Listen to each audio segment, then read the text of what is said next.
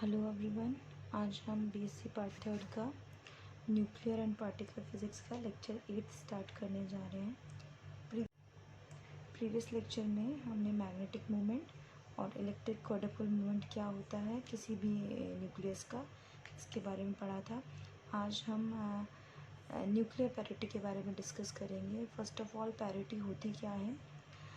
किसी भी nuclear state की अगर पैरिटी की बात करें तो ये वो फंडामेंटल प्रॉपर्टी है जो किसी भी पार्टिकल को, अगर मान लें, अगर नॉर्मल लैंग्वेज में बात करें तो किसी भी सिस्टम को क्वांटम मैकेनिक्स में अगर हमें डिस्क्राइब करना है, किसी भी सिस्टम में किसी भी पार्टिकल को अगर क्वांटम मैकेनिक्स में डिस्क्राइब करना है तो हमें एक स्टेट फंक्शन की या वेव फंक्शन की रिक्वायरमेंट होती है।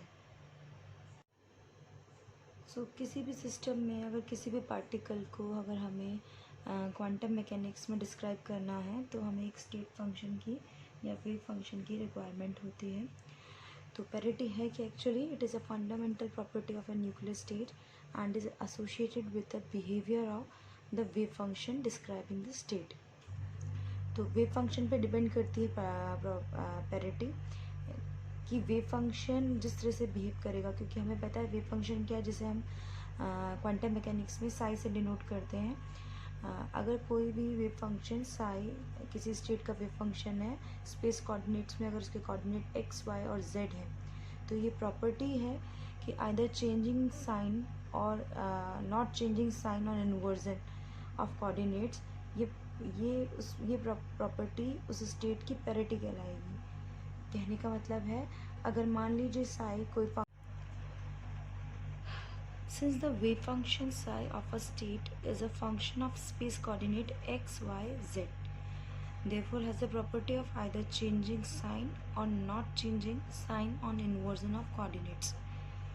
अगर किसी सिस्टम का स्टेट फंक्शन या वेव फंक्शन psi है जिसके space coordinate x, y, z है, तो ये प्रॉपर्टी होगी कि अगर इन कोऑर्डिनेट्स के साइन चेंज कर दिए जाए, प्लस से माइनस कर दिया जाए या माइनस से प्लस कर दिया जाए, तो इस इन्वर्जन से, इस चेंज से उस कोऑर्डिनेट्स पे क्या इफेक्ट आ रहा है, वो प्रॉपर्टी किसी भी सिस्टम की पैरिटी कहलाएगी। अगर कोऑर्डिनेट हम कार्टेशियन कोऑर्डिनेट ट्रांसफॉर्मेशन में अगर समझना चाहें, if coordinate transformation is like that कि एक्स को हम रिप्लेस कर दें -x से, वाई को हम रिप्लेस कर दें -y से और z को हम रिप्लेस कर दें -z से, तो ये जो ट्रांसफॉर्मेशन है ये पैरिटी ट्रांसफॉर्मेशन कहलाएगा। अब दो केस हो सकते हैं। फर्स्ट केस कि अगर x को -x से रिप्लेस करने पे, y को -y से रिप्लेस करने पे और z को -z से रिप्लेस करने पे भी हमें सेम वेव फंक्शन मिलता है, किसी तरह का कोई चेंज नहीं मिल रहा, ठीक है। और एक हो सकता है कि ये साइन चेंज करने पे हमारे पास जो फंक्शन आ रहा है वो विद नेगेटिव साइन आ रहा है। तो दो तरह के केसेस हो सकते हैं ट्रांसफॉर्मेशन पे। तो जो सेकंड केस है ट्रांसफॉर्मेशन का, अगर कोई फंक्शन स्टेट फंक्शन इस तरह का केस शो कर रहा है तो ऐसे केसेस के लिए पैरिटी इवन होगी, ठीक है। और अगर स्टेट फंक्शन इस तरह का रिलेशन शो कर रहा है तो ऐसे केसेस के लिए पैरिटी ऑड होगी। That is, equation 1 shows the parity transformation for the wave function. Relation 2 is valid. Such function have even parity. For the wave function, relation 3rd is valid. Such functions have odd parity. तो sign inversion करने से function पे किस तरह का change आ रहा है वो पैरिटी डिसाइड करेगा। In quantum mechanics, parity is a symmetry property of the wave function associated with the transformation. x को -x करने से या y को -y करने से या z को -z करने से, ये क्वांटम मैकेनिक्स में हम किसी भी पैरिटी की सिमेट्री प्रॉपर्टी है, ठीक है। किसी भी पैरिटी के लिए अगर क्वांटम मैकेनिक्स में जनरली ऑपरेटर्स में बात करते हैं, तो पैरिटी के लिए एक ऑपरेटर डिफाइन किया गया है जिसे कि पैरिटी ऑपरेटर UP बोला गया है। Let UP is a parity operator, then on using twice this operator it will come back in initial position. That is, अगर इस ऑपरेटर को हम एक बार ऑपरेट कराते हैं तो जो फंक्शन मिल रहा है, जो भी रिजल्ट मिल रहा है, अगर उस पर हम दोबारा यही ऑपरेटर अप्लाई करते हैं तो हमें सेम रिजल्ट जो फर्स्ट इनिशियल कंडीशन थी वो मिल जाएगी। फॉर एग्ज़ाम्पल, अगर हमने कोई फंक्शन है जिस पे x को -6 किया है, उस पे अगर हम दोबारा ऑपरेटर लगाते हैं तो दोबारा विद नेगेटिव साइन आएगा, negative -6 minus minus x, that is first condition पे पहुँचे। तो 2 बार अप्लाई करने पे ये ऑपरेटर इनिशियल कंडीशन पे पहुँच जाता है। फॉर अ पैरिटी ऑपरेटर, क्योंकि पैरिटी ऑपरेटर एक यूनिट ऑपरेटर होता है, तो u² p is equal to 1। और हम कह सकते हैं कि पैरिटी ऑपरेटर को UP dagger into UP is equal to 1। इन दोनों इक्वेशन से ये क्लियर हो जाता है कि UP dagger is equal to UP. और ये आप क्वांटम मैकेनिक्स में पढ़ ही रहे होंगे कि जब ये कंडीशन आ जाती है तो क्या होता है, ऐसी कंडीशन जब आती है तो ऑपरेटर हर्मिशियन ऑपरेटर कहलाता है।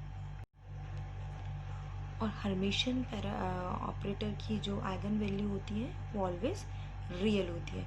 अगर पैरिटी ऑपरेटर के लिए हम आइगन फंक्शन लिखना चाहें तो किस तरह से लिख सकते हैं, UP psi R is equal to P psi are.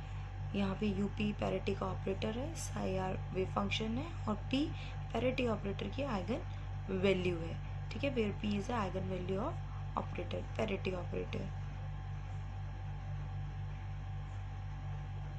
ठीक है, नाउ अगर UP psi R P psi R पे हम ऑपरेटर यूपी ऑपरेट कराते हैं तो क्या हो जाएगा, UP P psi R, P बाहर ले लेते हैं, यूपी साई आर। और यूपी साई आर आपको पता ही है किसके इक्वल होता है, wave function P psi are के। तो P into P psi are क्या हो जाएगा, p² साई आर। और यहाँ क्या चल रहा है, u² p साई आर। तो इससे आइगन वैल्यू क्या आ जाएगी पैरिटी की, p² is equal to 1, p is equal to either +1 और -1। तो +1 अगर p इज इक्वल टू +1 है तो इवन पैरिटी कराएगी, और -1 है तो ऑड पैरिटी कहलाएगी। किसी भी न्यूक्लियर स्टेट की पैरिटी को डिफाइन करने के लिए किस तरह से हम उसकी पैरिटी को डिफाइन कर सकते हैं, एक तो ऑलवेज ये माना जाता है फॉर अ कन्वेंशन कि न्यूक्लियंस की जो पैरिटी होती है वो इवन होती है। इट मीन्स प्रोटॉन की भी पैरिटी इवन होती है और न्यूट्रॉन की भी पैरिटी इवन होती है। और अगर किसी सिस्टम में या किसी न्यूक्लियर स्टेट में किसी न्यूक्लियस की न्यूक्लियॉन की अगर रिजल्टेंट पैरिटी की बात करें तो उसे कैलकुलेट करने के लिए जो कैलकुलेशन है पैरिटी की वो उसके orbital quantum number small L पे डिपेंड करेगी। ठीक है, वो एक रिलेशन से जुड़े होते हैं, p is equal to -1⁻⁴ L। ठीक है, तो पैरिटी जो कैलकुलेट होगी वो L पे डिपेंड करेगी। पैरिटी जो ऑपरेटर है कि मल्टीप्लिकेटिव ऑपरेटर होता है। अगर हम ऐसा मान लीजिए अज्यूम कर लेते हैं कोई रिजल्टेंट पैरिटी किसी न्यूक्लियस की कैलकुलेट कर रहे हैं जिसमें 3 न्यूक्लियॉन हैं, तो मान लीजिए L1 L2 L3 is there, then the parity क्या होगी, इंडिविजुअल पैरिटी के प्रोडक्ट के बराबर होगी, p is equal to P1 P2 P3। और अगर फॉर्मूले के हिसाब से लिखें तो -1⁻L1 + L2 + L3। तो किसी भी न्यूक्लियर स्टेट की पैरिटी इस तरह से डिफाइन करी जाती है। नाउ नेक्स्ट प्रॉपर्टी है आइसोबारिक स्पिन या आइसोस्पिन, जिसे कि हम कैपिटल I से डिनोट करते हैं। आइसोस्पिन जो हम पहले स्पिन पढ़ चुके हैं उससे डिफरेंट है। हमें पता है किसी भी न्यूक्लियस की जो कंस्ट्रक्शन होती है वो न्यूट्रॉन और प्रोटॉन को मिलाकर बन जाती है, और न्यूट्रॉन और प्रोटॉन की स्पिन्स भी इक्वल होती हैं, हाफ स्पिन्स होते हैं। और इवन इनके जो मास होते हैं वो भी लगभग बराबर होते हैं। न्यूट्रॉन का मास कुछ ज़्यादा होता है पर बहुत ज़्यादा उनमें अंतर नहीं होता। यहाँ तक कि जो उनकी स्कैटरिंग कराई जाती है उससे जो रिज़ल्ट्स मिलते हैं वो भी लगभग एक जैसे ही रिज़ल्ट्स मिलते हैं। इवन देयर बाइंडिंग एनर्जीज भी कुछ बराबर ही होती हैं। तो इन सब से हम ये अज्यूम कर सकते हैं कि जो न्यूक्लियर फोर्सेस का जो नेचर है वो ये शो करता है कि जो न्यूट्रॉन न्यूट्रॉन के बीच में इंटरेक्शन है, या प्रोटॉन प्रोटॉन के बीच में इंटरेक्शन है, या न्यूट्रॉन और प्रोटॉन के बीच में जो इंटरेक्शन है न्यूक्लियस के अंदर, वो सेम है।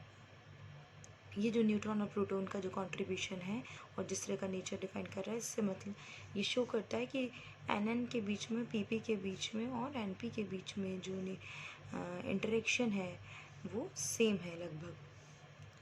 तो जो ये डिस्चार्ज सिमेट्री, ये न्यूक्लियर फोर्स की जो चार्ज सिमेट्री है वो ये शो करती है कि न्यूट्रॉन और प्रोटॉन दो अलग अलग स्टेट हैं किसी एक सिंगल एंटिटी के लिए, जिसे कि न्यूक्लियॉन कहा जाता है। ठीक है, तो the charge of the nucleon can therefore be treated as variable. अब according to Heisenberg there is a internal degree of freedom for a nucleon. ठीक है, हेजनबर्ग के अकॉर्डिंग कि न्यूक्लियन एक सिंगल एंटिटी है और इसकी दो स्टेट्स हैं, एक स्टेट का नाम प्रोटॉन है और एक स्टेट का नाम न्यूट्रॉन है, और इसी के अकॉर्डिंग हर एक न्यूक्लियन के लिए एक particular internal degree of freedom define करी जाती है, जो कि एक पर्टिकुलर क्वांटम नंबर से एसोसिएटेड होती है, जिसे कि हम आई से डिनोट करते हैं। ये जो प्रॉपर्टी है किसी भी न्यूक्लियस की या न्यूक्लियन की, इसे आइसोस्पिन या आइसोबारिक स्पिन कहा जाता है। अकॉर्डिंग टू दिस हमें पता है जो आइसोस्पिन होती है वो हाफ होती है न्यूक्लियॉन्स के लिए। अब इस आई का जो जेड एक्सिस पे कंपोनेंट है वो आई जेड होगा। आई जेड अगर या तो प्लस हाफ होगा या तो माइनस हाफ होगा, plus half for proton and minus half for neutron. तो ये जो आई है ये है आइसोस्पिन या आइसोबारिक स्पिन किसी भी न्यूक्लियस की। आइसोबारिक स्पिन या आइसोस्पिन को कुछ टेक्स्ट बुक्स में कैपिटल टी से भी रिप्रेजेंट किया गया है, तो वो भी वैलिड है। कुछ बुक्स में आई से भी डिनोट करते हैं, हम यहाँ आई से डिनोट करते हैं, तो आई और टी में कंफ्यूज नहीं होना है। सो आई इज आइसोस्पिन या आइसोबारिक स्पिन। अभी के लिए ये प्रॉपर्टीज़ यहीं ख़त्म करते हैं, नेक्स्ट लेक्चर में नेक्स्ट करेंगे। अभी के लिए थैंक यू।